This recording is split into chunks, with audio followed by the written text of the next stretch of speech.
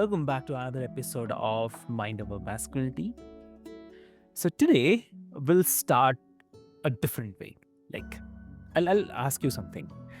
What if I told you that the key to unlocking your physical power as a man is not about pushing more weight or pounding the pavement harder or no pain, no gain like this, right? And what if the strength meant fluidity, control, and dare I say it, joy? Yeah. Yeah. Yes. So welcome back to Mind Over Masculinity and the show where we strip down the outdated narratives of what it means to be a man and rebuild with the wisdom, wellness, and self-awareness. I'm your host Avik, and today's episode is going to stretch your mind and your body, I would say. Yeah. Joining me is someone who has worked with everyone from junior Olympians to Hollywood A-listers, CEOs to fitness Freddy Cats, Tami-Adrian George. So welcome to the show, Tami. Hello, Avik. Thank you so much for having me. Amazing, amazing. So Tami, like before we start, I'll quickly love to introduce you to all the listeners. Dear listeners, Tammy is a former dancer, actor, model, and a powerhouse in the Pilates world. So, for over 30 years, she helped men from all walks of life rediscover their bodies, not just for the aesthetics or the performance, but for the presence, pain free living, and the mental clarity. Woo. So, we are talking about why Pilates might just be the most underrated uh, untapped fitness tool for men today.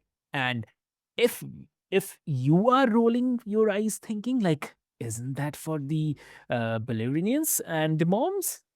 Then buckle up because this conversation might just reshape your entire outlook. So, welcome to the show again.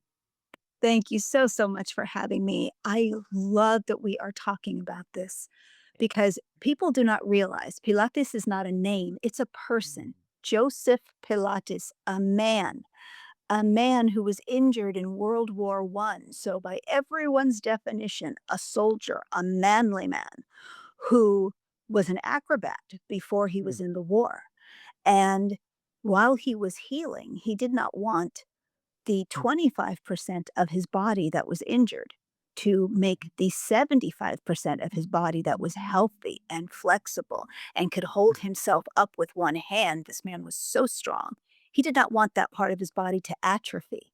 And so his entire system of exercise is based on rehabilitation, strength building, flexibility building while you're recovering from injury. So it's mm, probably the most manly fitness there is out there, but we don't think of it that way. That's not how it's been marketed. mm. Okay. Okay. So that's really lovely. And do you think that this is more about gendered marketing or something deeper in how men are taught to relate to their bodies? It's such a combination of these two things. I am the girl in the family. I have Mhm. hearing something. Sorry, just a moment. Let me just make sure everything is good. We're good. Yeah. Yeah. I'm one of five, two girls, Mhm. three boys. I married into a family with four boys, and then I gave birth to a boy. So, understanding how man babies are brought into the world and how they are shaped. There was a wonderful study done, I want to say back in the late 70s, perhaps the early 80s, where they dressed infants, not brand new infants, but they were the age where they were engaging. So, let's talk between 4 and about 9 months. They're making eye contact, they're laughing, they're responding to stimuli. They took the same lot of babies and they dressed them in different colored clothing. One group they dressed all in pink, let them play with people observed, then took Mhm. those babies, rested them, fed them, dressed them in blue, brought them back to the same group. It's the same baby. They were played with completely differently. Girls were held close, deep eye Mhm. contact. They were kissed. They were told that you're so sweet, you're so beautiful, you're a little angel. Boys were slightly jostled and shaken and tossed. And not roughhouse, but you know what I mean. Moving the arms, moving the legs, telling them, "Oh my gosh, you're so strong. What a big boy you are. You're going to be a big, strong man one day." So part of it is yes, we are hormonally different. We are physically Mm, structured different, body fat percentages. That's science, that's physiology. But part of it is nurture. And it's how we raise these generations up and then perpetuate or hopefully break away from what we've been indoctrinated with.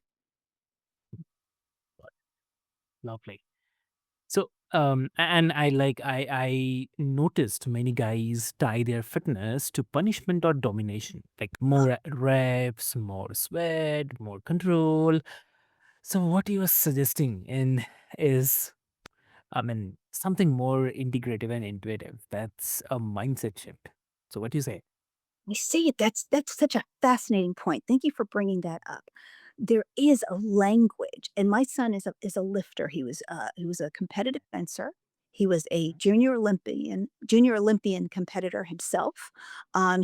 His um, fencing coach, also a former Olympian, adult Olympian, and he was a power lifting coach for Olympic teams. So the mindset and the words that they use, you're crushing it, you're killing it, very hard, Mm, right? Language. And no one says, how does it feel? yep. Where do you feel this in your body? How do you feel about what we're doing? And if you're sore, it's rub this on it, take this pill, do that, man up. Mm, And Pilates, we are always asking, how do you feel? Where do you feel this? Now let's try a progression. It's not that the workout is easier. In fact, nothing brings me more joy than to get the mm, biggest, buffest bodybuilder I can in a session and show them how I can make their powerlifting better through Pilates. You have to look within for the real strength. You have to connect to breath for real strength. And you have to learn how to use the body and the mind as a whole. It's never how much weight am I curling for this bicep curl right now? What size dumbbells do I have in my hand? That's not the focus. The mm, focus is, can you keep your lats down, your shoulders out of your ears, your chest up and lifted, your breath connected, your ribs wrapping around and protecting your spine, your abdominals contracted, your glutes squeezed, your inner and outer thighs working, and your weight properly in your feet. Now let's do that bicep curl. It's a completely different way of looking at your body. got it. Got it. So, um, I mean, what do you have to say? Like, what makes Pilates such a powerful foundation, not just for the physical strength, but for the mental resilience and injury prevention? The science of it truly is that you are constantly lengthening muscle while you are building it. You're always working on flexibility. And Joseph Pilates said stretch. But let me tell you, this man had no idea what a stretch is. We think stretches are passive and we get to relax while you're doing them. Those are not Pilates stretches. Pilates stretches are active and they sometimes hurt and or at least are Mm, very difficult to do. We never want you to hurt. Um, the the ability to be mm, so much more aware of what you're doing is what's mm, going to prevent you from having injury later. The ability to tap in to 5 different muscle groups at the same time. I don't care what sport you're doing, and I work with a lot of, almost semi-professional athletes, mm, golfers, pickleball players, tennis players. I work with people who are coming off of injury or coming off of surgery. Sometimes I'm preparing them for surgery because they've done mm, so much damage to their body with the way they were working out before, and when we finish with the process, they're actually stronger. mm, And the fear, that's the other thing too. Pardon me for going off on a slightly different tangent. Um, we teach boys, right, not to cry, not to acknowledge fear. And that leads to a lot of ignorance of self, ignorance of the body, because we are disconnected. from Hmm. feeling and from acknowledging any feeling that's going on. It's the result. It's True. right. You're going to go slay the dragon. That's what men are raised to do. You're going to go out in the world, slay the dragon, protect the village. No one asks you how you feel about it. No one asks you if the sword is too heavy, if the shield is too heavy. And Pilates is going the opposite way. We're always asking, where are you? What are you feeling right now? How can we Mhm. progress you forward? So then when you do get to more challenges, be it Mhm. in your workout or in your life. And I think that's what ends up happening, why people become such Pilates devotees, right? We call them Yeah. Pilatinis or Pilates aficionados. They get Ooh. so devoted because the foundation they learn in their Pilates Mm. practice applies to every single thing you do. It applies to your relationships, how you approach work, how you approach Mm. goals in your life, how you raise your children. It it affects everything because you're always connecting to self and then how that self connects to the things outside of you. Mm. Perfect. Perfect. So, I mean, I'll definitely ask for a story. I mean, if you can share a story where a male client, no need to take the name, but a male client surprised himself with the mental benefits. Oh my gosh. Um, I oh, so many stories. When I first started teaching, Mhm. I'm not kidding. I've been teaching Pilates for 30, I'm going into my 35th year soon. And when I first started, there were almost no men really doing Pilates just as their choice of fitness. There were instructors, of course, but there weren't that many men just in the classes, and especially not on the equipment. And I would get a new client. I worked in a very male dominated gym, and I would give them what was perceived to be an incredibly easy exercise. It was Mhm. just pushing what we call a tricep press. You're basically just trying to develop the muscle on the upper back of the arm. But I would have them do it in a kneeling position Oh. on a device that was moving. So whenever they moved the handle, the Mm. bed they were kneeling on was going to move back and forth. So they had to have balance and strength. They had to have control and power. I cannot tell you. I remember maybe my third gentleman I had worked with. He Mhm. burst into tears. Burst into tears. He could not comprehend how this little 100-pound girl had given him an exercise that he couldn't do. He easily outweighed me by 100 pounds. His muscles were the size of my head. And he would say, "Okay, no, stop. You get on, you do it." So I'd get on, I'd do the exercise. "Okay, get off, my turn." And then he'd get on the machine and he couldn't do it. And it took us about 2 or I think it was his second or third session Oh my. when he stopped trying to Mm. conquer the Mm. machine. Okay. There is no conquer. The machine is not your enemy. Nothing Mm. you're doing in fitness is your enemy. You're not Yeah. there's no dragon here to slay. There is only you. There is only you getting better. There is only you understanding your body. And we have stayed friends lo these many years, and he always introduces me as the person who made him cry. That's interesting. I mean, yeah, interesting and I mean, great to learn. Definitely, it's a great way to learn. Also, wow. Mhm. So, I mean, that connection between the stability and confidence is definitely, yeah. Mhm. When you can trust your body, it changes how you show up. Uh, I mean, how you show up in your life. It could be in gym, it could be in your relationship, work, anywhere. Yeah. Ah, lovely. And you have seen the entertainment and athletic industries up close. So, how did your personal experience shape your approach to the holistic fitness?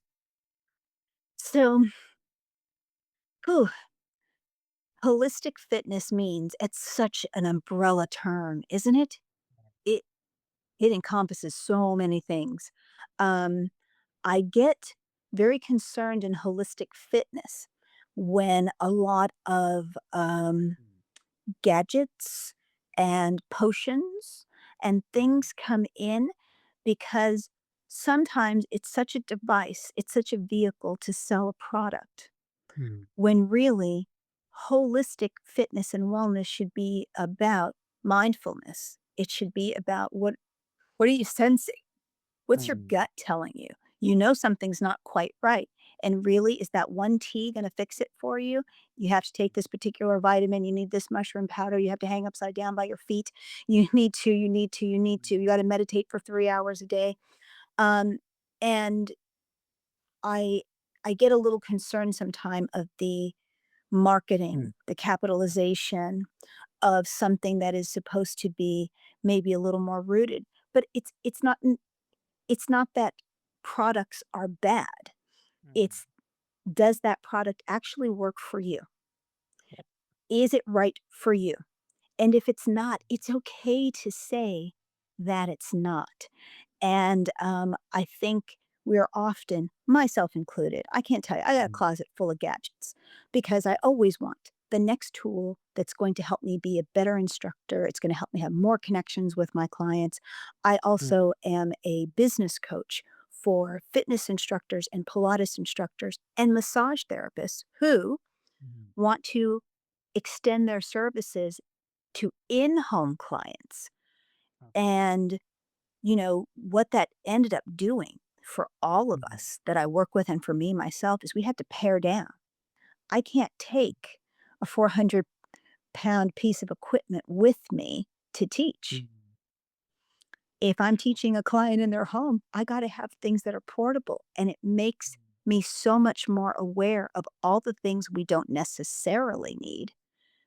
Yep. What do we need in this moment? And particularly as we're talking about, mind Mm, over masculinity, everyone has the stereotype of the personal trainer who mm. comes to your house with muscles rippling and talking to you like you're in boot camp, right? You're going to give me 10 push ups now. Okay, now we're doing this. Now we're doing that. Lift it. That's not really what's happening out there. Mm, Um, Most in-home trainers now understand that mm, their connection to their client, understanding their client's goals, their mm. fears, their vulnerabilities, their injuries is so much more important than the exercise. Everybody who's certified knows the exercises. That's how they got certified. They're all great Yeah. instructors. There aren't that many bad instructors out there. I would say 90% of Mm, them are amazing. The yeah. person you're looking for to come and teach you in your home is the person who has been vulnerable enough with themselves that Mm, now they can allow you, they give you permission to be vulnerable. And that is changing the in home training world just as it's changing the Pilates world with more men coming into studios as clients, with gyms now offering Pilates to their clients, their gym membership, mm, because people attend more. If I know going to the Pilates class on mm, Saturday is going to mm. help me with my weightlifting on Monday, now you've got that person coming into your gym more. Yep. Exactly. Makes Mhm. sense. Definitely. Ooh, what a conversation I have to say. And yeah, definitely. And uh, just a quick note, like for the men who are listening, who might be curious but um, still skeptical, what's the one thing they can try today to feel the power of this approach? Ooh, okay. I would tell, I would tell them two things. Okay. Number one, just at home, wherever you Mm, happen to be at your gym, wherever you happen to be, mm, get into a plank position. Plank is that long body position. You're on your toes, you're on your hands. You look like you're going to do a push up, but you don't. You just stay there. okay. And you can do this hands on the floor, hands on a wall, hands on the bench. You don't have to be all the way down the floor. Just Mm, stay in the position and breathe in through your nose and out through your mouth. And without judgment, take inventory. Your body is trying to give you information. Listen. mm, Where are you shaking? Where do you feel like, oh, I'm very strong here? Where are you getting more fatigued? Are you getting more fatigued in your shoulders? Means you're Mm, probably not in a great position and your upper body is not as strong as you think. Are you getting fatigue in your legs, your lower back? If it's in your back, that's your stomach and your buns. So listen, learn to get quiet for 30 seconds and listen. Then, after you do that, mm, look up certified Pilates instructors in your area. If you're not sure, you can get in contact with me. I will help you find someone in your area. I don't recommend group classes for men who are just starting Pilates. I recommend doing at least 2 private sessions so that someone can really take a look at your body, see where you're at, tell you this is the group class you could get into if you want to. If you want to stay with private sessions, that's fine too, or very small group.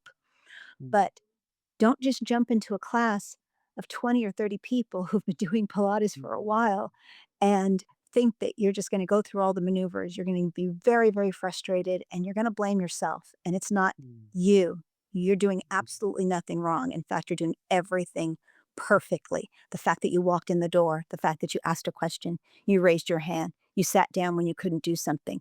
That means you are perfection in every way, shape, and form. It is brave and courageous to say, mm. my body doesn't know how to do this yet. That is the most masculine thing any man can do. Exactly. Wow. What a lovely conversation. Pilates isn't about shrinking yourself or moving gently. It's all about building smart, sustainable power from the inside out.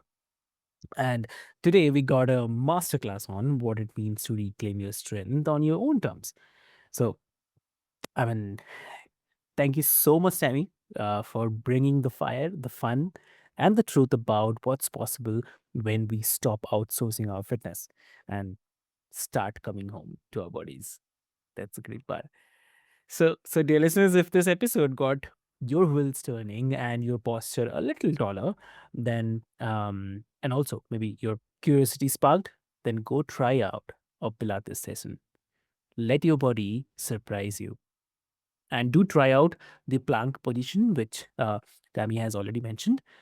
It's definitely a great. I mean, I would say great to know how your body is responding. Just listen to them. Yeah, that's a great one. So tell me, like, if someone wants to connect with you, how they can connect. You can use my initials, TAG for Tammy Adrian George. You go to Mhm, tagpilates.com. And on that website there, you can send me a message. You can go ahead and peruse through the website. So many great mhm, tips and wonderful things to learn there. And if you want to know more about how to find a Pilates instructor, if you're interested in becoming a coach yourself, a teacher yourself, and you want to help people because you're realizing the world needs you, you've already got that connection going on with you and you want to help other people. I help coaches be their best.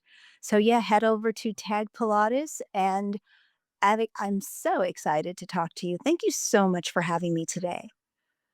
it's a really great. I have to say, Tammy. I mean, it's really a great topic, and when you are here on this topic, it's like icing on the cake, definitely. So, until next time, this is your host, Avik, reminding you that strength doesn't come from force, it actually comes from the presence, purpose, and the alignment. So, have a great day. Thank you so much, everyone.